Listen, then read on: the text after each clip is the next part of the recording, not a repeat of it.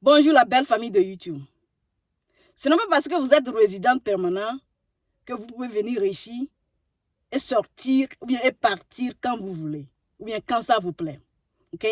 Alors, à tous mes frères et mes sœurs qui sont sur le point d'arriver, surtout à tous nos parents qui seront sélectionnés ou bien qui ont joué la dévéloterie, pas parce qu'ils veulent venir ici, mais ils l'ont fait à cause de leur enfant là. Avant de commencer par entamer le processus de la dévéloterie lorsque vous serez sélectionné là, posez-vous la question. Est-ce que vous êtes prête à venir vivre ici au moins pendant 5 ans? Est-ce que vous êtes prêt à quitter vos activités, à venir rester ici au moins pendant 5 ans? Pourquoi je dis ça? Même c'est pourquoi je suis ici ou bien. Ici c'est votre soeur Amen, la vraie douceur. C'est votre première fois, soyez les bienvenus. N'oubliez pas d'abonner-vous pour ne manquer aucun contenu de nos vidéos futures. On est d'accord. La famille, grand merci pour vos contributions à travers vos likes, vos commentaires et vos partages. Sans vous, cette chaîne n'est rien. Ok? Alors merci. Alright. Revenons à nos moutons. La famille. Le premier jour où vous allez mettre pied sur le sol américain là, genre le jour où vous allez traverser l'immigration à l'aéroport là, les officiers là, le jour où vous allez traverser ça là, vous êtes devenu résident permanent le même jour, à partir de ce jour-là. Ok? Et c'est quoi un résident permanent? C'est une personne qui est appelée à faire de l'États-Unis sa résidence. C'est-à-dire les États-Unis est devenu votre maison. Vous pouvez sortir du pays. Mais si on prend l'intervalle d'une année là, vous devez passer plus de temps sur le sol américain qu'en dehors du pays. Ok? Selon les règles, la loi de l'immigration, quelqu'un, non seulement quelqu'un qui possède la carte verte ne peut pas sortir du pays et revenir quand il veut, non seulement ça, mais aussi, lorsque vous pensez sortir du pays en tant que résident permanent et que vous pensez que vous allez faire au moins 1 an à l'extérieur, vous devez faire la demande d'un papier de voyage. Et je pense que ça s'appelle Reentry Permit. Genre autorisation de revenir dans le pays après. Parce que ici, c'est votre résidence. It doesn't make any sense si vous allez vivre à l'extérieur d'un endroit qui est votre résidence. OK? Maintenant, voici le piège. La loi a dit 1 an. La famille, j'ai la paresse de vous d'afficher ce que je suis en train de dire. Donc, je vais mettre le lien dans la description. Vous allez ça, vous cliquez ça là-dessus. Là. Ça va vous amener directement sur la page du gouvernement américain, spécifiquement la partie qui parle de ce que je suis en train de parler. OK? Maintenant, comme je viens de le dire, la loi dit 1 an. OK?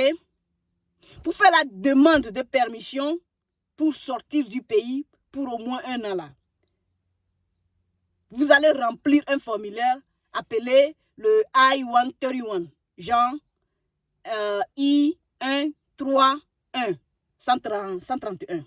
OK? Sur ce formulaire-là, c'est un formulaire de 5 pages, donc ce n'est pas beaucoup.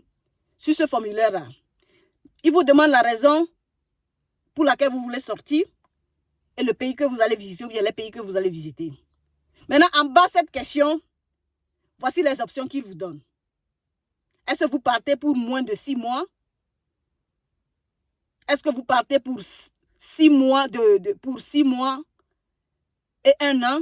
Genre, si votre durée à l'extérieur du pays là sera entre 6 mois et 1 an, si ça sera entre quoi, 1 an et 2 ans, si ça sera entre 2 ans, 3 ans, si ça sera entre 4 ans et plus, ainsi de suite.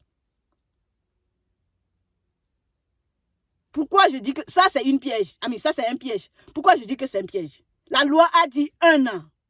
Alors qu'on vous a donné des options pour moins de 6 mois. Ou bien à partir de 6 mois.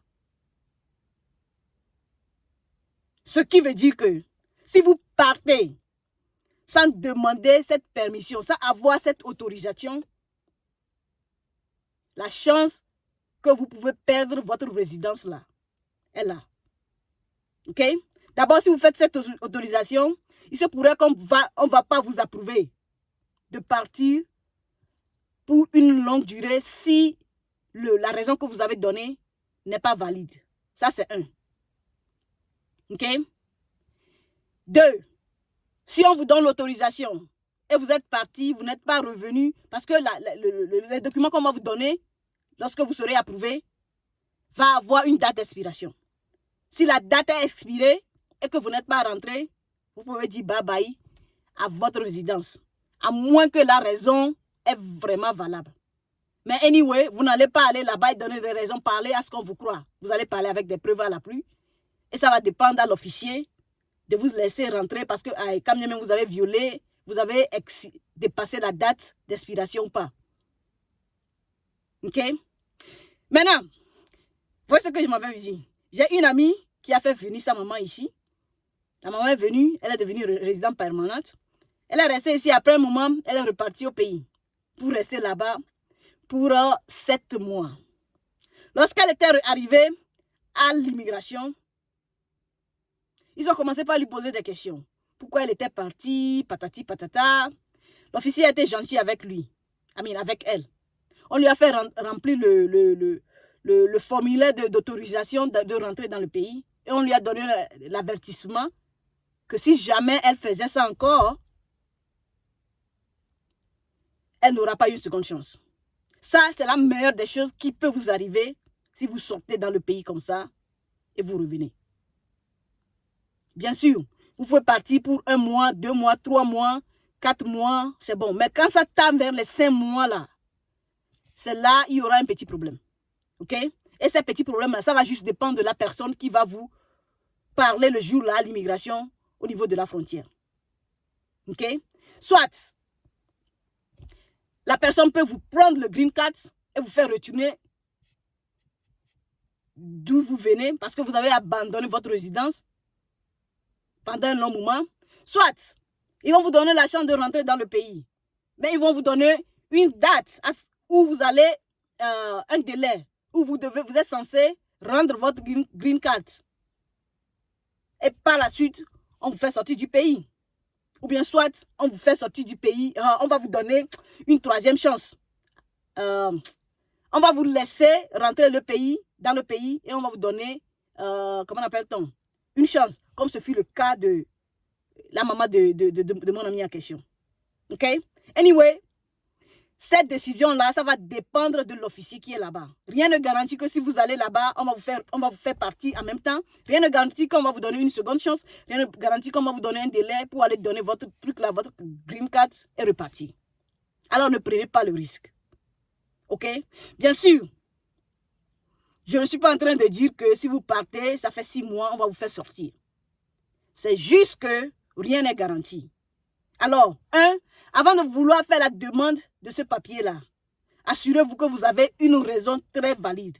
Parce que si vous faites la demande une première fois, ça a été rejeté, et vous faites ça encore, la chance que ça va être accepté là, ce serait moins. Parce qu'ils vont voir que non, vous essayez de trouver un moyen pour partir, et au finish, si le truc est vraiment sérieux aussi, vous allez finir par ne pas avoir ce papier pour voyager. Ok? Je vais encore le dire, vous voulez partir dans votre pays, il y a 1 an, pour 1 mois, 2 mois là, ça ne va pas causer de problème. 3 mois aussi ne va pas causer de problème. Quand ça tend vers les 5 ou 6 là, c'est là, il faut commencer par un truc là. Ils n'ont à penser. Alors si vous voulez partir du pays, sortir du pays pour un long moment là, pensez à ce formulaire dont je suis en train de parler. Ça s'appelle I-134. Je vais mettre le lien de ça dans la description aussi pour les gens qui seront intéressés à jeter un coup d'œil. On est d'accord.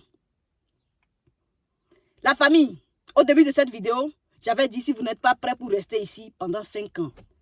Eh bien, ces 5 ans-là, ce n'est pas, pas 5 ans. Bon, si je suppose que nous sommes en 2030, okay? De 2025 à 2030, ça fait 5 ans.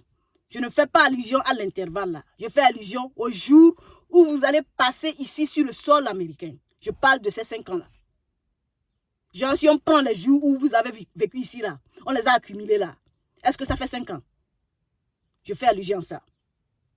Vous allez vous demander, Amine, si ça n'atteint pas 5 ans, si vous faites la, comment on appelle-t-on, la demande de citoyenneté, votre dossier sera rejeté.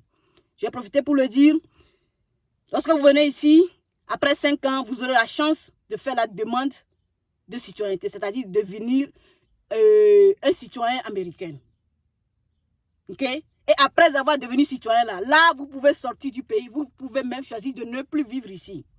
L'essentiel là, c'est de payer vos taxes chaque année, vous n'aurez pas de problème. Mais si vous êtes résident permanent, vous ne pouvez pas faire ça. On est d'accord. Maintenant, vous allez vous demander, comment est-ce qu'ils vont savoir si je n'ai pas vécu ici tous ces 5 ans? Like, si ces 5 ans-là, si j'ai voyagé autre là, comment est-ce qu'ils vont savoir? Eh bien, pour faire la demande de citoyenneté, vous devez remplir un formulaire appelé le N400. Je vais mettre le lien de ça aussi dans la description. Si jamais j'ai oublié, rappelez-moi, je vais le faire. Je vais mettre ça dans la description, je vais mettre ça dans les commentaires aussi. Ce formulaire s'appelle N400, c'est-à-dire N400. OK? Et sur ce formulaire-là, il y a cette partie où on vous demande si vous avez une fois quitté le pays pour 24 heures ou plus. Si vous dites oui, il y a des questions suivantes qui vont venir. Ils vont vous demander, quand est-ce que vous avez quitté le pays? Quand est-ce que vous êtes revenu? Où est-ce que vous êtes parti? Est-ce que vous avez fait au moins 6 mois là-bas? Et combien de jours vous avez fait en dehors du pays? Donc, après avoir listé tout ça là, ils vont prendre le nombre de jours que vous avez passé en dehors du pays et vont le soutirer dans le temps que vous avez passé ici sur le sol américain. Si ça n'atteint pas 5 ans, votre dossier sera rejeté. La famille, avant de faire cette demande, assurez-vous que vous êtes ici pendant 5 ans au moins. On est d'accord. Maintenant, parlant du formulaire N400, j'aimerais vous dire ceci aussi. Sur ce formulaire, il y a une question qui frappe sur les nerfs. En tout cas, ça n'a pas été mon cas parce que quelqu'un m'a donné un secret que je m'avais partagé avec vous. Et cette question, c'est quoi? On vous demande de lister toutes les adresses sur lesquelles vous avez vécu ici aux États-Unis dans les derniers 5 ans. On vous demande les universités ou bien les écoles que vous avez fréquentées dans les derniers 5 ans. OK? Si vous avez fréquenté une seule fois, vous avez abandonné, vous allez mettre ça là-bas. Si vous ne continuez pas à fréquenter, vous allez mettre ça là-bas. Genre la date à laquelle vous avez commencé. Si c'est présent, vous allez dire je continue toujours pas à faire ça. Pas aller à l'université là-bas. Si ce n'est pas présent, vous allez mettre la date à laquelle vous avez terminé. Il en est de même que vos adresses. De telle adresse, de tel jour à tel jour, j'ai vécu sur cette adresse. Ainsi de suite. OK? Et la troisième question qui embête le plus, c'est de lister tous les boulots que vous avez fait dans les derniers 5 ans. C'est encore revenu. Tout comme sur le DS. On vous demande le boulot, genre la compagnie qui vous a embauché, l'adresse de la compagnie, votre position, genre si vous êtes caissière, si vous êtes, je ne sais pas trop, n'importe, le titre quoi, ils vont vous demander ça pendant 5 ans. Et sachez que ce sont des choses qui sont déjà dans la base de données. Il veut juste que vous résumez ça là-bas. Alors vous avez intérêt à être au moins proche de la vérité en listant ce genre de choses. OK? En attendant, la famille, c'est juste une piste d'information. Je veux que vous gardez ça en tête lorsque vous allez venir ici. OK? Ne posez pas trop de questions là-dessus. I don't know. Lorsque vous allez arriver ici, là, on va prendre soin de ça. On est d'accord. Maintenant, voici le secret que je m'en vais vous donner. Quand j'étais arrivé ici, mon beau était en plein milieu de faire ce genre de choses. Donc, en train d'appeler les compagnies pour connaître leur adresse. Anyway, it was a lot. Donc, quand j'étais venu, il m'a conseillé de documenter tous mes itinéraires. C'est ce qui m'avait aidé. Ce qui fait que lorsque mon tour était arrivé là, j'ai juste fait copier-coller, copier-coller. Donc, qu'est-ce que j'ai fait? J'ai un document dans le cloud. Vous pouvez prendre, un biquet, une feuille si vous voulez. Ou à chaque temps un changement est arrivé dans ma vie, je note ça. Donc, Aujourd'hui, j'ai décroché un boulot avec cette compagnie. Voici la description du boulot. Voici le nom de mon manager. Voici le numéro de téléphone de la compagnie. Voici l'adresse de la compagnie. Voici le titre que j'ai occupé. Si j'ai terminé le boulot avec cette compagnie, je retourne vers mon document. Je mets fin du boulot. Telle date. Nouveau boulot. J'ai commencé ça. Ainsi de suite. C'est vrai que les descriptions là que moi j'ai ajoutées à ma note, vous n'allez pas avoir besoin de ça pour remplir votre formulaire. Mais la raison pour laquelle j'ai ajouté toutes ces descriptions-là, c'est parce qu'il y a certains boulots, lorsque vous allez postuler à leur position, ils vont vous demander de lister les compagnies pour lesquelles vous avez travaillé dans le futur. Ils vont vous demander le nom de votre manager, juste pour pouvoir les appeler, voir si vous avez été une bonne personne. Ils vont vous demander le nom d'un référence, l'adresse, ce que vous êtes en train de faire là-bas. Donc, ça a juste facilité ma vie, quoi. Alors, lorsque vous arrivez ici aux États-Unis, là, si vous ne voulez pas avoir, vous ne voulez pas être dans le stress dans le futur en cherchant le nom, ce que vous avez fait dans le passé et les dates et autres là, commencez par documenter ça dès votre arrivée. On est d'accord, la famille? Pour conclure cette vidéo, je tiens à vous rappeler que vous venez ici aux États-Unis, vous êtes devenu résident permanent, vous êtes appelé à rester ici. Donc, vous voulez partir du pays sortir du pays pendant un long moment là. Essayez de faire la demande. Remplir le formulaire I-131. Again, la description et le truc là, le lien sera dans les commentaires et dans ma description. OK? Avant de sortir du pays. On est d'accord. Le N400, pour faciliter votre demande de citoyenneté là, commencez par documenter tout ce qui vous arrive ici aux États-Unis. On est d'accord, la famille? Vous avez des questions? Comme d'habitude, je serai ravi de vous répondre. OK? Ici, c'est votre soeur, Amel, la vraie douceur. On se dit à plus. La famille, n'oubliez pas, soutenez-nous. Si cette vidéo vous est utile, n'oubliez pas, give thumbs up. OK? Et les années, bye bye.